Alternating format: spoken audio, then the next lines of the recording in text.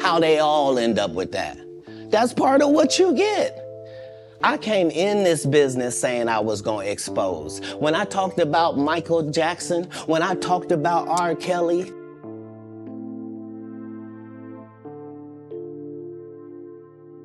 Katt Williams has built a reputation for exposing Hollywood, and every time he speaks, people question everything. Now, he's back with claims that suggest something different about one of the most mysterious losses in music history, Whitney Houston. all lies will be exposed. That's all. And anyone who takes that the wrong way, know why they take it the wrong way. For years, people have believed there was more to her story than what we were told. And now, Katt is hinting that the truth may have been hidden all along. So, what really happened?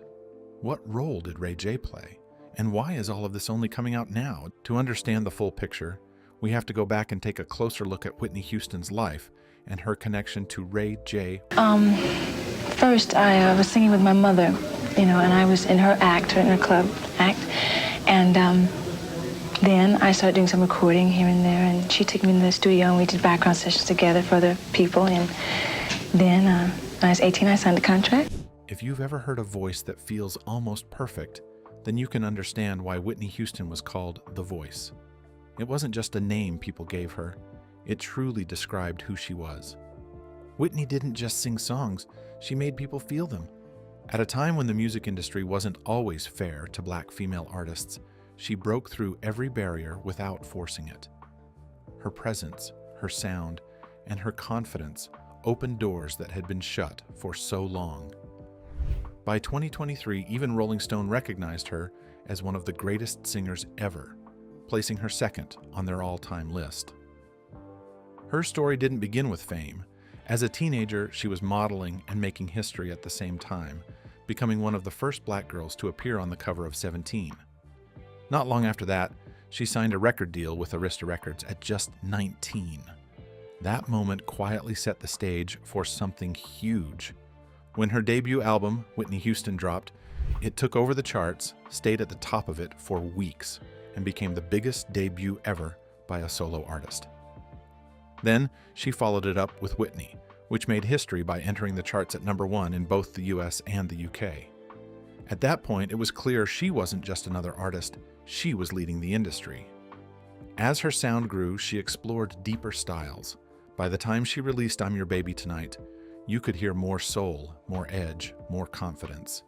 Then came one of the most unforgettable moments of her career, her performance at the Super Bowl.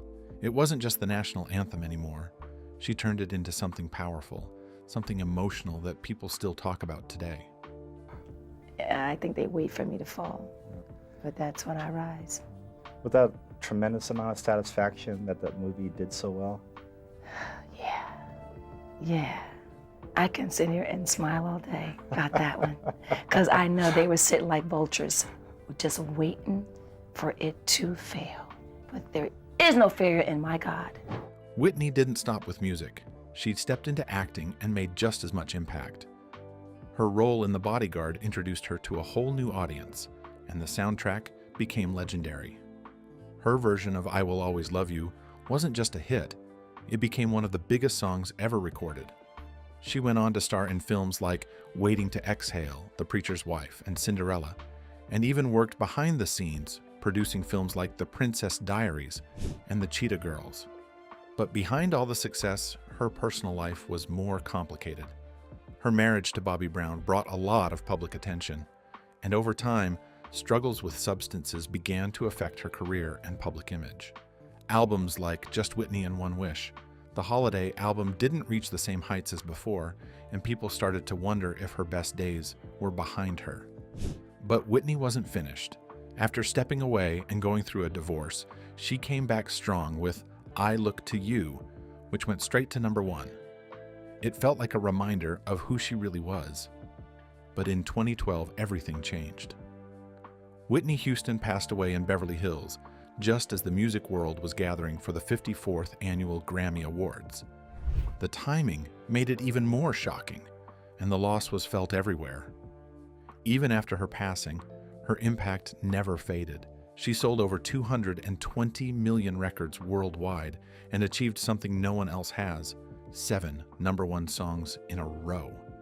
Her music continues to live on through songs like I Want to Dance with Somebody Who Loves Me and I Will Always Love You, which still connect with people today like they were just released yesterday. She was later honored by places like the Rock and Roll Hall of Fame, and even after her death, Guinness World Records recognized her as one of the highest-earning female celebrities. Whitney Houston wasn't just a star, she was something rare. Her voice had a way of touching people deeply, making every song feel personal. But there are still a lot of questions and mysteries around her death, and we may never fully know everything that happened. So, what exactly is the connection of Ray J to all of this? The friendship that raised eyebrows. I love Whitney. I was with Whitney every day. She was one of the most important people to me. Ray J was already connected to the entertainment world long before any public talk about him and Whitney Houston ever started. He wasn't just building his own path as a singer and TV personality, he also came from a well-known family. His sister, Brandy Norwood, was already an established superstar, and through her career, their family naturally moved around major figures in the music industry. That environment made it possible for Ray J to be around some of the biggest names in entertainment from a young age. One of those names was Whitney Houston. Whitney had already formed a strong professional and personal connection with Brandy when they worked together on the 1997 TV film Cinderella. In that project, Whitney played the fairy godmother, and Brandy played Cinderella. The movie became a cultural milestone, and it also created a lasting bond between Whitney and Brandy's families. Because of that connection, Ray J had actually known Whitney since he was a child. To him, she wasn't just a global superstar he met later in life. She was already part of the family circle he grew up around.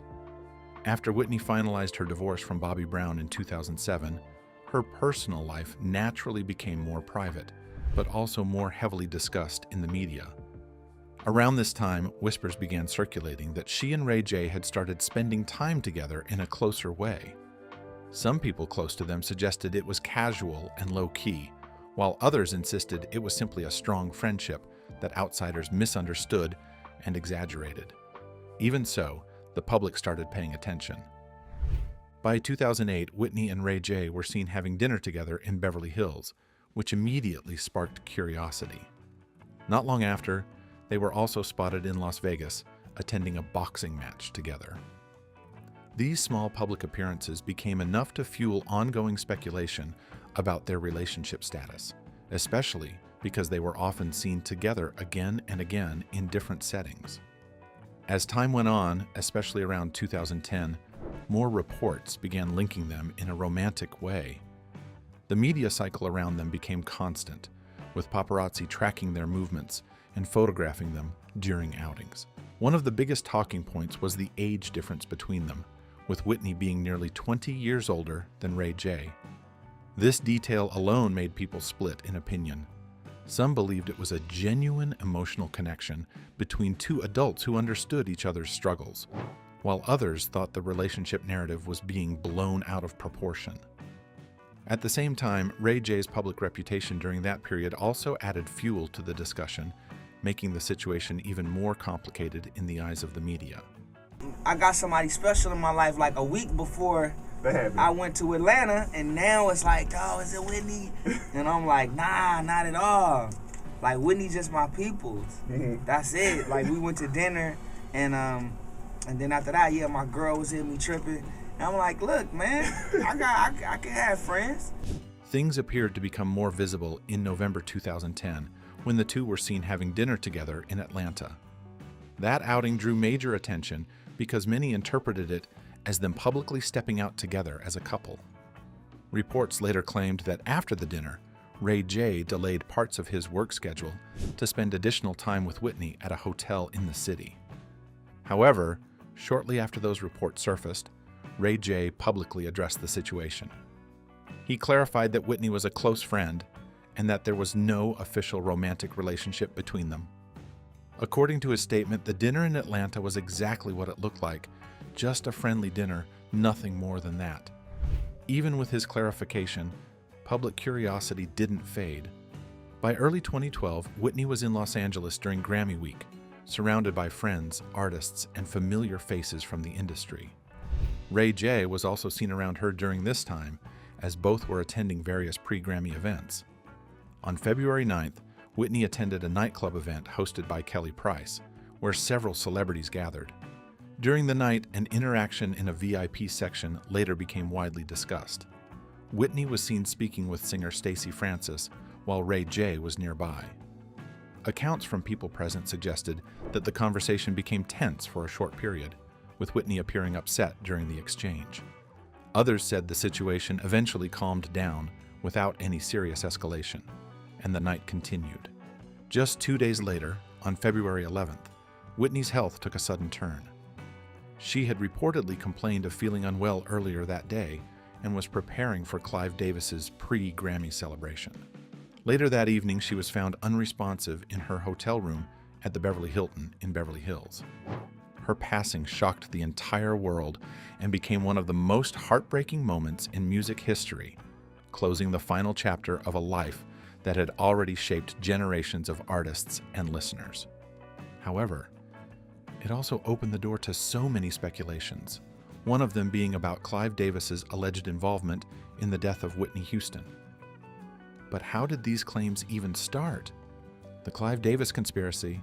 It's an injustice to what this looked. I feel like anything with her name on it is strictly for the purposes of financial gain for those who have access to her estate, including Clive Davis. Film to celebrate Whitney Houston. This is a film to, pay the piper. After the sudden death of Whitney Houston, the world was left in shock. One of the greatest voices in music history was gone, and almost immediately, conversations about her final days began to spread everywhere. Alongside grief came confusion, theories, and a wave of speculation about what really happened behind the scenes. At the center of many of these discussions was legendary music executive Clive Davis, the man who signed Whitney when she was just 20 years old and helped shape her early career at Arista Records. Their relationship was always described publicly as professional and long-standing, built over decades of working together in the music industry. In the hours after Whitney's passing, Clive Davis was actually scheduled to host his annual pre-Grammy party at the Beverly Hilton Hotel, the same hotel where Whitney was found. The event still took place that evening, but it quickly turned into a tribute once the news broke. That decision later sparked criticism from some attendees and observers who felt the timing was too close to the tragedy. Over time, different voices in the entertainment world began adding their own interpretations of Whitney's struggles. Some artists and commentators claimed the industry itself can be harsh, especially on artists dealing with fame, pressure, and personal battles. These broader conversations about exploitation and control in music often got loosely tied into Whitney's story, even when there was no direct evidence linking individuals to wrongdoing. One of the louder voices in this conversation was singer Jaguar Wright. He needed her back. Oh, yeah. He needed her back, but he needed her back and under his control. She made public claims suggesting there were deeper, hidden dynamics around Whitney's final years. Her comments were widely shared online and fueled further speculation, especially on social media platforms where details often get repeated without verification. But official reports said otherwise. Official investigations into Whitney Houston's death concluded that she accidentally drowned, with heart disease and substance use listed as contributing factors. Toxicology reports confirmed the presence of several substances in her system, and the coroner's findings were publicly released. These are the facts from authorities at the time. Despite that, online discussions continued to expand into theories involving different people from her circle, including friends, acquaintances, and industry figures. Some of these claims suggested hidden conflicts or foul play, but none of them have ever been proven in any official investigation or legal setting. Even the idea that specific individuals were directly responsible for her death has remained in the realm of rumor rather than evidence. In high-profile cases like this, public figures often become attached to narratives that spread quickly but aren't backed by verified sources. What is widely agreed upon by those who worked with Whitney is that she was deeply talented, but also facing intense personal struggles in her later years. Many close to her have spoken about her attempts to recover and return to music, especially in the period leading up to her passing. Things became even more shocking when it looked like history was repeating itself. People started asking many questions, wondering if Whitney Houston's death was truly an accident or if something else was going on. If it really was an accident, then why did a similar tragedy also happen to her daughter? Her daughter, Bobby Christina, died under similar circumstances 3 years later. She was found unconscious in a bathtub at her home in Georgia, where she lived with her boyfriend. Then Jaguar Wright made comments that added even more suspicion to the situation. Leola Brown, Bobby Brown's sister, has said on several occasions that she was beaten. They saw her body. She didn't just die in a tub. Wright didn't hold back in her comments. She mentioned more than just Clive Davis and brought Ray J into the conversation. What did she say Ray J had to do with this? Ray J's alleged involvement. She's dead. Ray J was the last person to see her alive. He let the drug dealer in, but she was sober, right? But he let the drug dealer in that gave her the shot. According to Jaguar Wright, Ray J was the last person reportedly seen with Whitney Houston before she died. She also suggested that Whitney may have been harmed, although she did not directly say who was responsible. Because of these comments, some people online started speculating about Ray J's involvement, since he was the last person to see her alive. The situation became even more talked about when Leola Brown also claimed she saw Ray J leaving Whitney's hotel room around the time of her death. She further suggested that he may have known people linked to substances and could have been around Whitney during a difficult and vulnerable time in her life. Adding to the controversy, a resurfaced interview of Ray J showed him saying he could have helped Whitney stay sober if he had wanted to. The interview was done while she was still alive, and some people interpreted his words as implying a level of influence over her life at the time. In that same interview, Ray J also admitted that being associated with Whitney helped boost his public image. He even talked about initially being unsure about taking advantage of the attention, but later deciding to use the opportunity. After Whitney's death, he was also seen at her funeral, where some people criticized his emotional display and actions around the casket, saying it looked more like publicity than genuine grief. But Ray J's reaction to all of these claims has added another layer to the story, and in some ways, it says more about his side of the situation than the rumors themselves. So, what exactly did he say in his own defense? How did he respond when his name started coming up in connection with Whitney Houston's final days? And did he directly address the accusations or simply dismiss them? His revelation. I was in the room when she died. Bro, that's the biggest cap I've ever heard. I've heard it since the beginning. But when you know the truth, why do you have to jump out there and try to tell it to everybody? So I didn't care about what people were saying at first. Years after the death of Whitney Houston, conversations around what really happened during her final moments continued to follow people connected to her. One of those names that kept coming up was Ray J, who eventually spoke publicly about his emotions and experiences tied to that period. In 2017, while appearing on the UK version of Celebrity Big Brother, Ray J opened up in a private diary room moment that later drew attention. He explained that he had been speaking with singer Stacey Francis about Whitney and the events leading up to her death. According to him, the conversation was emotional and unexpected, but it felt like the right time to finally express some of what he had been carrying inside. During that moment, Ray J admitted that he felt deep guilt about the situation. He said he blamed himself for a lot of things, although he did not clearly explain what those things were. His tone suggested emotional pain rather than a specific accusation, and he repeated several times that he felt responsible in some way. At points, he even described it as if everything was on him, showing how heavily the situation had weighed on his mind over the years. He also said he had been offered large sums of money to tell his version of what happened around Whitney's final hours. However, he said he turned it down. According to him, the money didn't feel right, and he believed accepting it would bring bad consequences later in life. He described it as something he didn't want to carry on his conscience, choosing instead to stay quiet about certain details. At the same time, Ray J stressed that he had never publicly gone into full detail about Whitney's death because it was still very painful for him. He said the loss stayed deep inside him and continued to affect him emotionally. For him, it wasn't just public news or rumors, but something personal that he still struggled to talk about openly. One of the biggest rumors he addressed was the claim that he was physically with Whitney at the time of her death. I wasn't even there. I was nowhere around. Where were you? I was in San Diego doing a show. Okay. The Clive Davis event was the next day. We were gonna go there together, and we were gonna fucking really make the announcement that, like, you know what I'm saying? We was fucking around, and that we were locked in. So y'all had a real relationship? 1000%, bro. The real emotions? Ray J strongly denied this. He said that the story was completely false and insisted he was not in the hotel room or anywhere near her when it happened.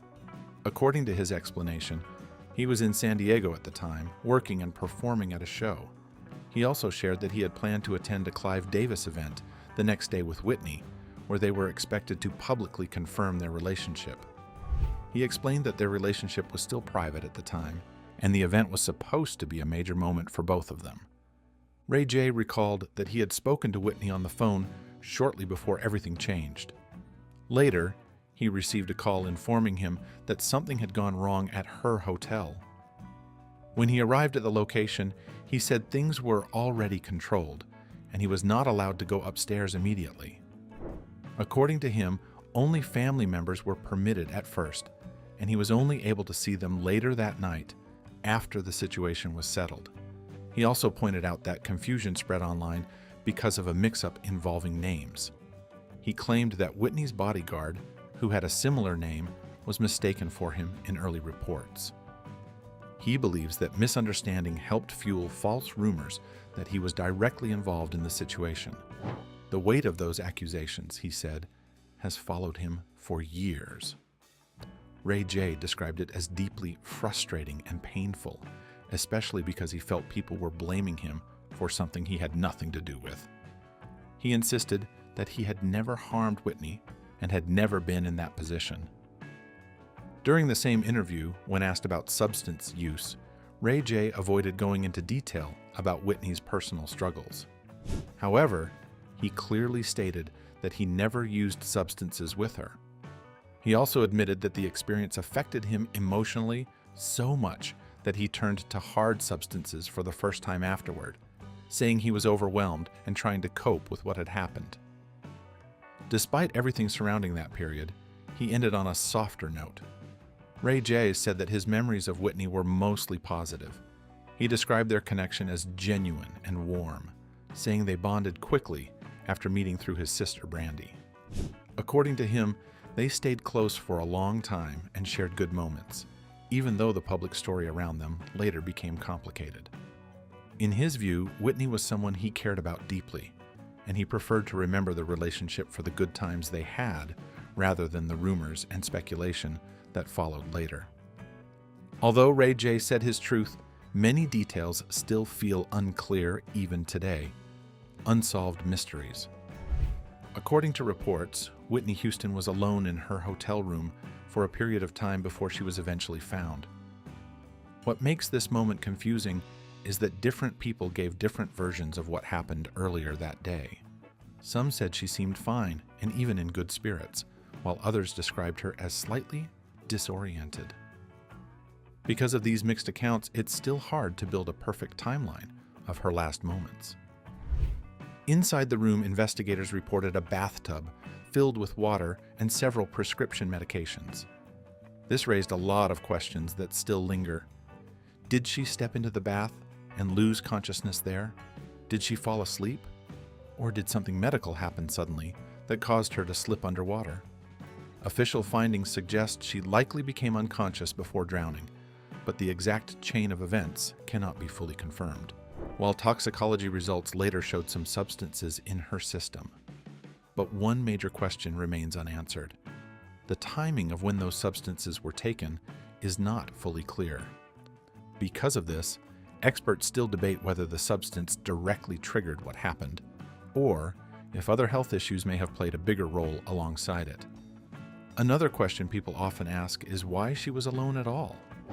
Given her status and the concerns around her health at the time, many wonder if closer support or supervision could have changed things. However, there is no sign of wrongdoing in that sense. It is more about missed timing and circumstances than anything else.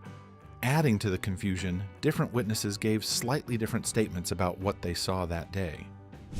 Some details did not fully match, especially around timing.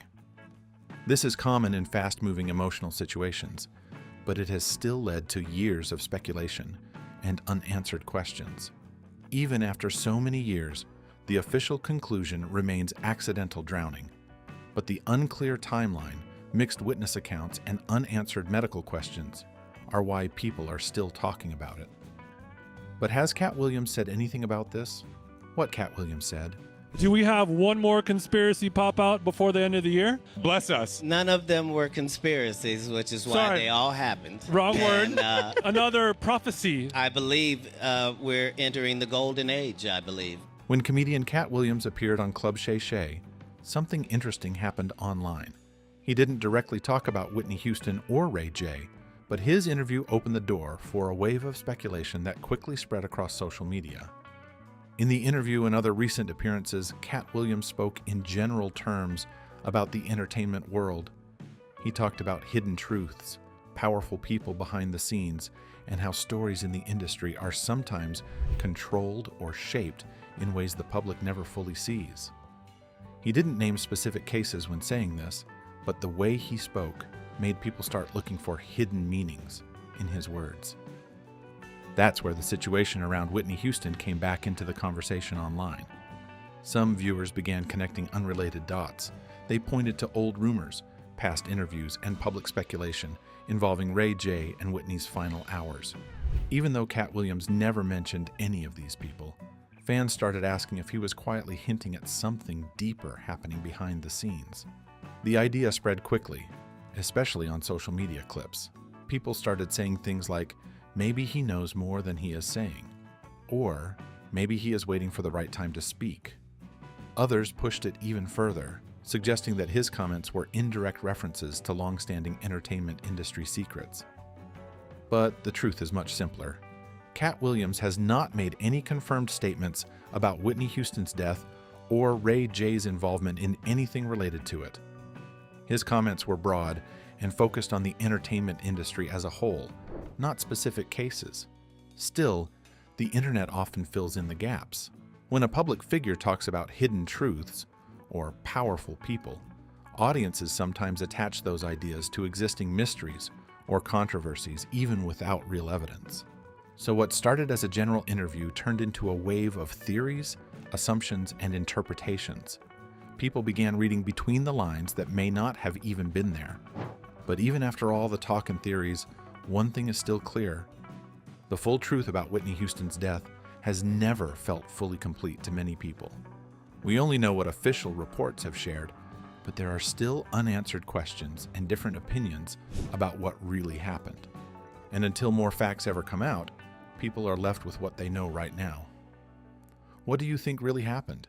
Share your thoughts in the comments below.